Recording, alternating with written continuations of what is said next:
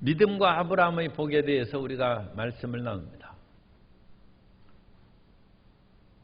사람들은 선줄로 생각하거든 넘어질까 조심하라는 말씀처럼 아무것도 없을 때에는, 고통과 좌절에 빠졌을 때는 천부여 손들고 이제 나옵니다 하는 그런 절대 믿음으로 나아갑니다만,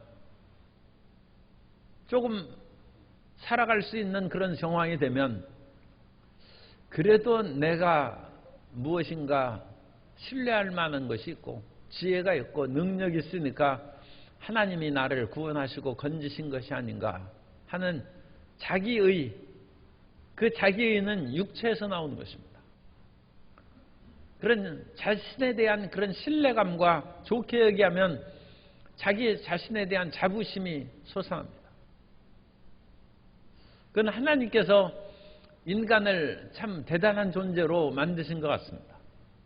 아담과 하와가 처음에 선악을 알게 하는 나무 열매를 따먹을 때에도 뱀이 와서 선악을 알게 하는 나무 열매를 먹으라고 하면서 너희가 그것을 먹으면 하나님과 같이 된다고 할 때 그 말을 받아들이지 않습니까? 그러니까 인간은 위대한 자부심을 가진 존재. 아니 사람이 어찌 하나님이 되겠습니까? 그런데 아담과 하와가 그 유혹에 넘어간, 인간에게 상당한 자신감과 그와 같은 자부심, 긍지가 있으니까 그것을 자극해서 마귀가 넘어가게 하는 것입니다. 그것은 아담과 하와가 아직 죄를 짓기 전입니다. 죄를 짓기, 범죄하기 전에 아직 죄악과 끊임없는 이 세상의 그런 어떤 곤고함이나 괴로움 또는 자기 성취로 말미암아 마음이 흔들리고 복잡하지 않은 하나님만을 순수하고 믿고 있을 때 너희가 하나님과 같이 된다는 그 말에 넘어가서 그래 내가 이 정도면 나도 내 나름대로 설 수 있고 자신 있게 살아갈 수 있겠지 하면서 선악을 알게 하는 나무를 먹었습니다. 그리고 나서 인간이 그야말로 땅에 회대기 치듯이 던져져 가지고 비참하고 처참하게 되었어도 지렁이도 밟으면 꿈틀한다는 것처럼 아무리 험악한 상황에 처해서도 자기 자신을 무시한 사람을 못 참습니다. 지렁이 같은 그런 존재가 되었어도 남이 자기를 무시하는 것을 견딜 수 없어. 그런데 우리가 신앙에 있어서 예수님을 처음 믿기 전에도 어찌나 그 마음을 꺾어서 주님께 순종하고 그리스도를 나의 주라고 부르라고 하는데 일반 사람들이 예수님을 주님이라고 안 부르죠. 일반 사람들이 웬만한 것으로 넘어가지 않으면 사람을 주군으로 섬기겠습니까? 당신 나의 주인이고 나는 충성을 하겠습니다 하고 무릎 꿇고 충성맹세를 하겠습니까? 상대방이 정말로 현저하게 대단한 사람이든지 아니면 무엇인가 생명의 그런 은혜를 받아가지고 무릎을 꿇는 것이죠. 우리가 예수님을 믿을 때는 성령으로 말미암아 사실 예수님을 주님이라고 믿고 시인하고 무릎을 꿇은 것이죠. 그런데 무릎을 꿇고 나서 살만하면 자기의가 나타난다. 그래, 내가 그래도 사람이 믿을 만한 사람이고 사람이 뭔가 충성되고 또 봐라 내가 부지런한 사람이 아니냐 또는 내가 지혜롭고 남보다는 좀 똑똑하지 않느냐 하는 자기의가 솟아나서 그 자기의가 솟아났을 때 그것으로 낚시를 딱 꿰는 것이 그래 너도 이제 율법을 지키고 좀 다른 사람과는 구별되는 믿음의 그런 좋은 행실을 나타내 보이라.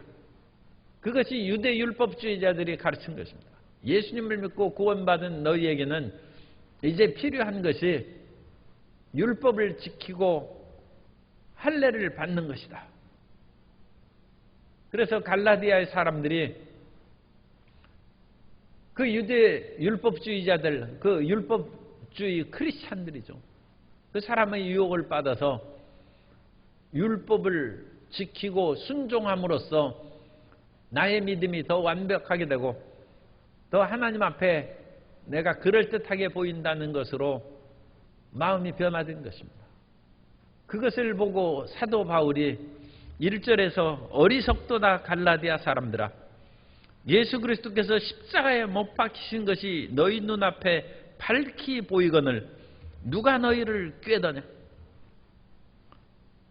예전에 죽을 지경이 되었어도 구원하는 것은 예수님의 십자가고, 지금 모든 삶의 형편이 좋아지고 무엇인가 저주가 떠나가고 병에서 고침을 받고 삶의 형편이 좋아져서 남에게 베풀고 나눌 수 있는 높은 위치에 있다 할지라도 구원은 십자가밖에 없다는 거예요. 너희가 무엇인가 잘난 듯이 있는 그런 것으로 말미암아 하나님 앞에 설 수 있는 것이 아니라 그리스도의 십자가가 너희 눈앞에 밝히 보이는데 누가 너희의 자기의 의를 내세우고 육신을 신뢰하는 그런 것으로 너희를 유혹하고 꾀더냐.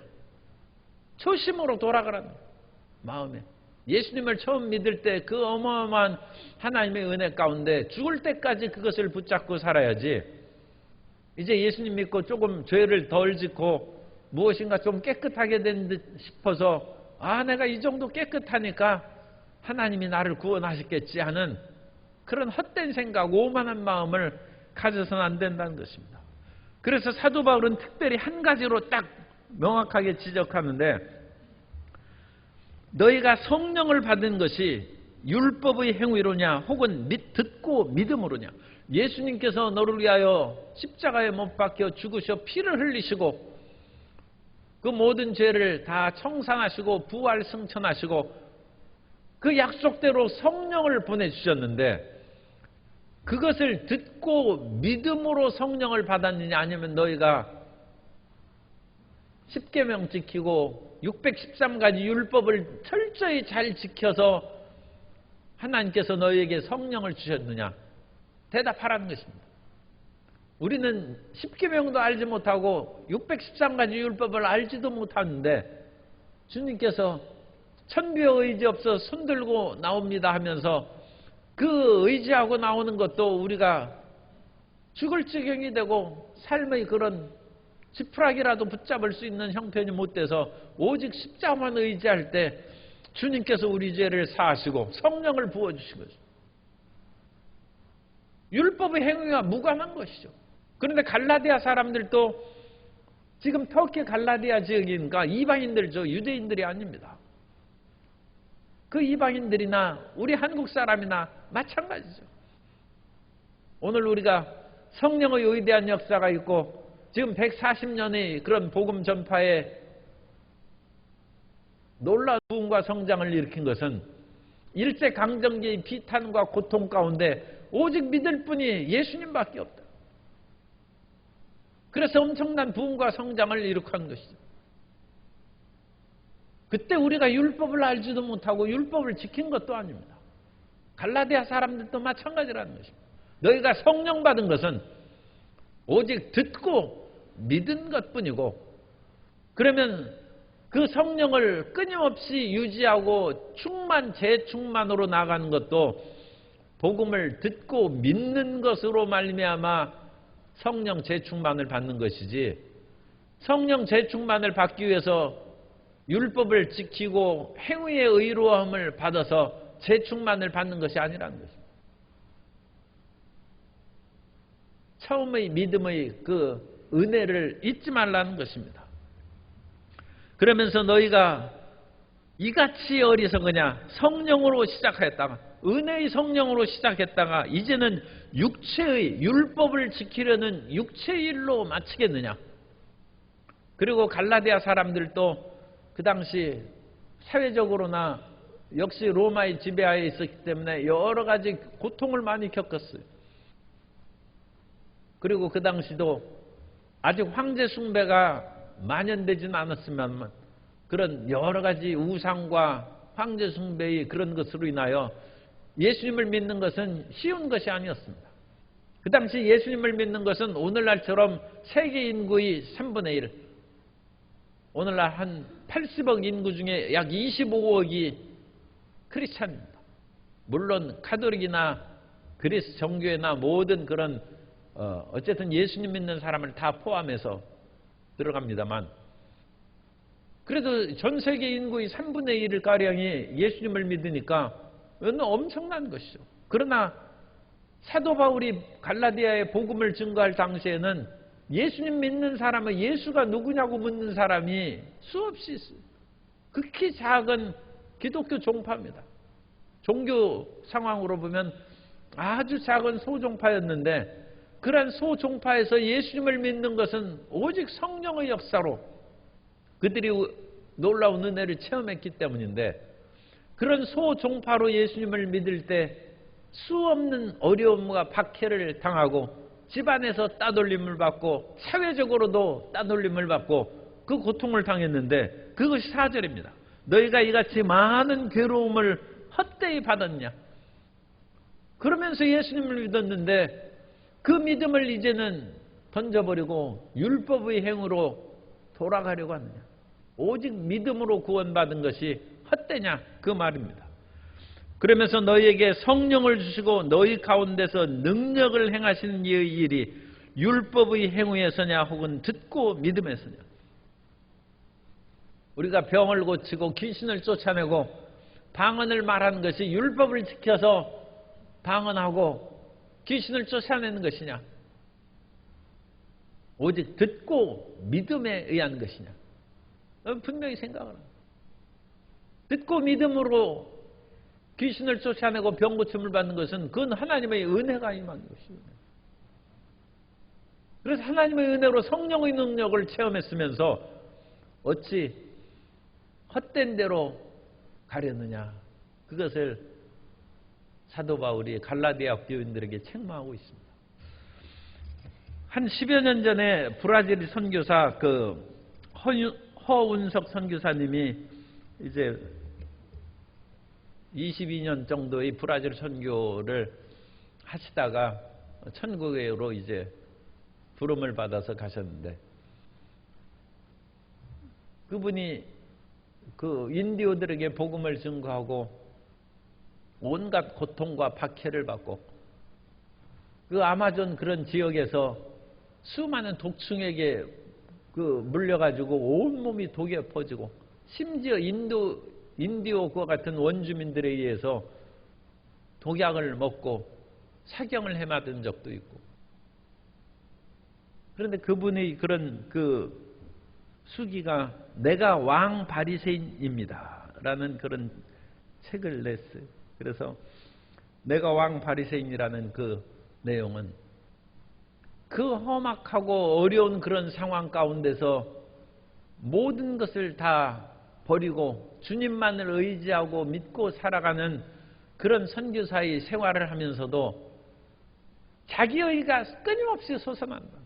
그래서 그 비유를 두더지 잡기로 비유했어요. 이 두더지 잡기를 성도님들은 아시겠죠? 이 젊은 사람들은 잘 모르겠지만, 옛날에는 어디 유원지나 공원에 가면 또는 그 마을 앞에서도 두더지가 이렇게 해서 그 방맹이로 딱 때리면 그 두더지가 쏙 들어가면 이쪽 편에서 또 두더지 나오죠.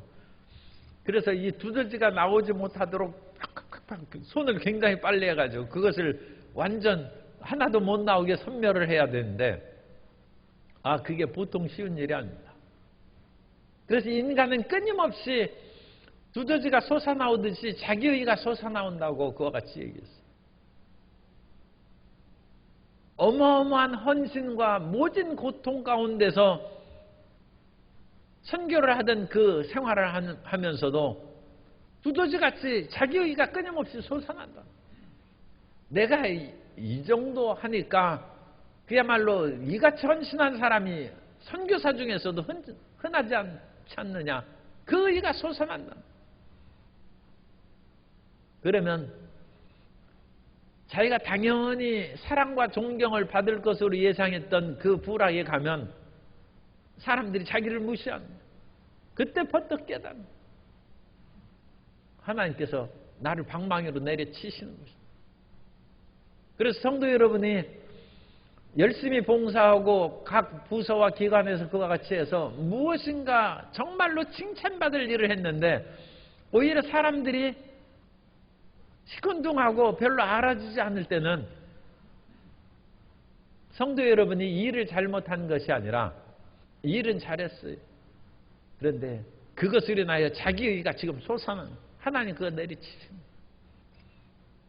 그것이 더 지나치면 내가 이 정도 일하고 하나님의 율법을 지키니까 하나님이 나를 복을 주시지.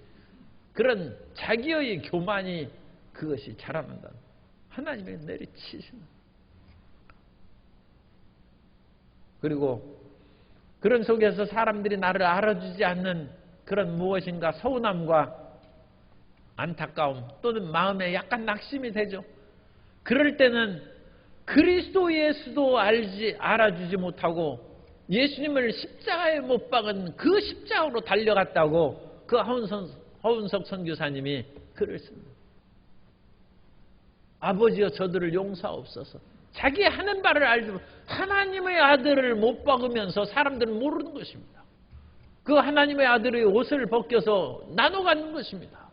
그 손과 발에 대못을 박으면서도 자기의 죄는 생각하지 아니하고 이 죄인을 자기들이 못 박아서 십자가에 탄다고 오히려 뻔뻔하고 그야말로 큰 소리 치면서 그 일을 수행하는데 하나님 아들도 알아주지 못하는 이 세상입니다. 어찌 우리의 작은 일을 알아주겠습니까? 우리의 일을 알아주고 품어주는 것은 하나님이십니다. 그러니까 이 세상에서 어린아이가 그림을 이렇게 그렸는데 그거 잘 그린다고 하는 것은 자기 엄마밖에 없어요. 찬양학교에서 열심히 기타 배우고 피아노를 배웠는데 다른 사람은 뭐 시큰둥하지만 엄마 아빠가 들으면 너 어찌 천재인가 보다. 이 피아노 배운 지 한 달밖에 안 됐는데 이렇게 잘하느냐.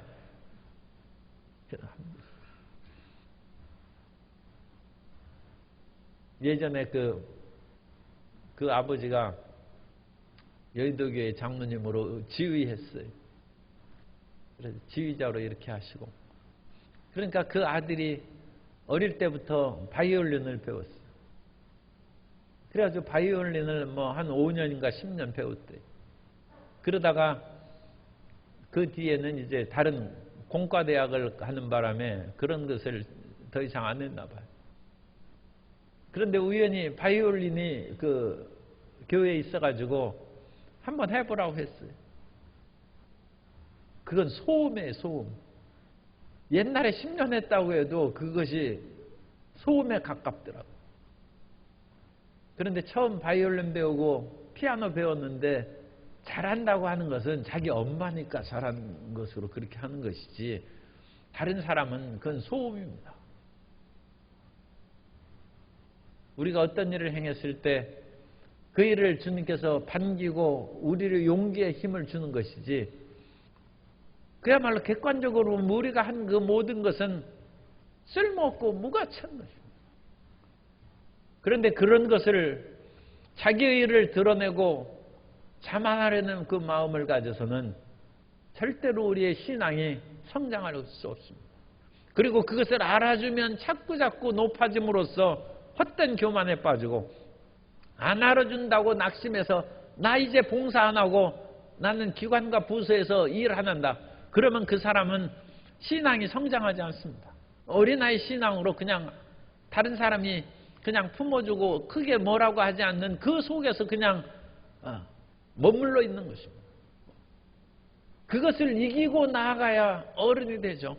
비바람을 뚫고 나아가야 모를 심고 비바람이 억수로 와도 농부는 나가서 논을 살펴보는 것처럼 그래야 장성한 크리스찬이 되는 것이고 그래야 하나님의 교회를 돌보는 성숙한 크리스찬, 신령한 그리스도인이 되는 것입니다. 그러므로 우리는 자기 의의를 떨쳐버리고 하나님 앞에 더욱 겸손함으로 성장하는 신앙이 되어야 될 줄로 믿습니다. 그리고 사도 바울은 이 갈라디아 사람들에게 아브라함의 믿음을, 그 당시에는 신약 성경이 이제 쓰여지는 당시니까 그 당시 성경은 구약 성경밖에 없어요. 그래서 구약 성경에서 사람들이 익히 알고 있는 아브라함의 예를 듭니다. 아브라함이 의로 인정받은 것이 믿고 의로 인정을 받았느냐, 율법을 지킴으로 인정을 받았느냐. 그 당시엔 율법이 있지도 않죠. 그러니까 율법을 지키는 것은 할례 받는 것을 말합니다. 그를 할례를 받은 것으로 아브라함이 의를 얻었느냐, 아니면 하나님을 믿음으로 의를 얻었느냐.